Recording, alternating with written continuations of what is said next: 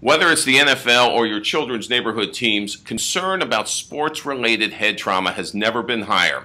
We are talking via Skype with Dr. Sam Potolicchio, who is the director of the Neurophysiology Center at George Washington Medical Faculty Associates.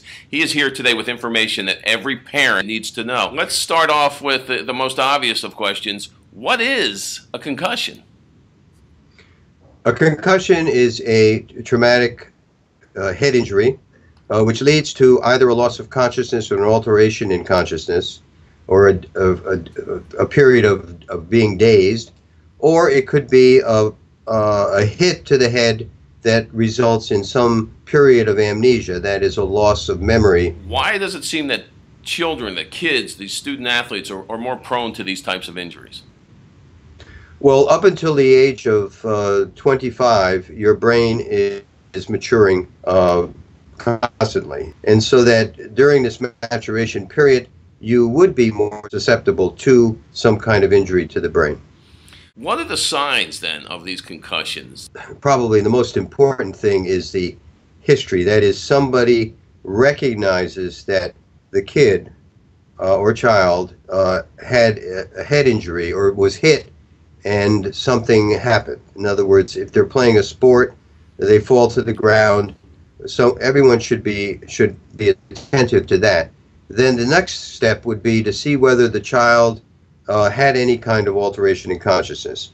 If he's not completely out cold on the ground, is he dazed? Are his eyes glossed over? Is he sort of not focusing?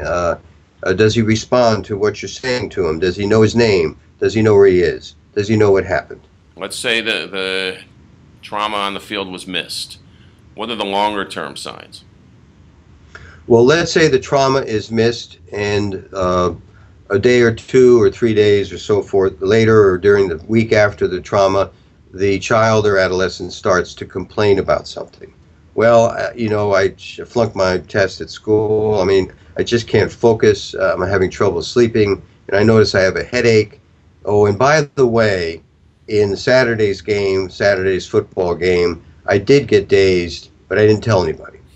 He should be taken out of play because he's symptomatic, and he should not even exercise or do anything that would be athletic until his symptoms go away. That is, the headache should go away, his concentration should improve, and he should have no complaints at all. But then, even then, let's say that occurs in a week or 10 days after the so-called concussion, the trainer or the coach should put him through some physical exercise to make sure no symptoms come back. At what point should you seek medical attention? You should seek medical attention if the concussion is more than mild. That is, let's say there was loss of consciousness for a significant period of time. The child should be taken to an emergency room.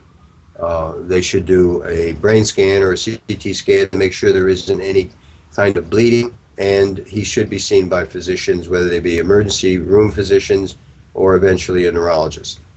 If it's mild and sort of almost goes unnoticed, if the symptoms of the concussion sort of last more than 2 to 3 weeks, probably at that point he should be seen by a neurologist. It's easy when there's a moderate to severe traumatic brain injury. It's those mild cases, and particularly those that go unnoticed at the game, they're the ones we worry about. What sports do you find are most responsible for concussions? Is it the ones with the helmets, or is it the ones that don't have the helmets? I think all of them, helmet or not. Are there any sports that you would rule out for youngsters or suggest age limits? Oh, boxing. Boxing, even though they wear helmets, I think repetitive knockouts or hits, that would be probably the sport with the most concussive episodes that you could have. Football would be next.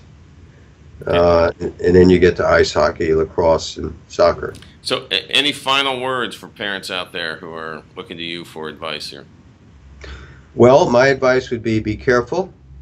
Certainly try to attend most of your child's games and be observant of if anything does occur with either your child or some other child, and make sure that the attention is given to somebody who could have a concussion.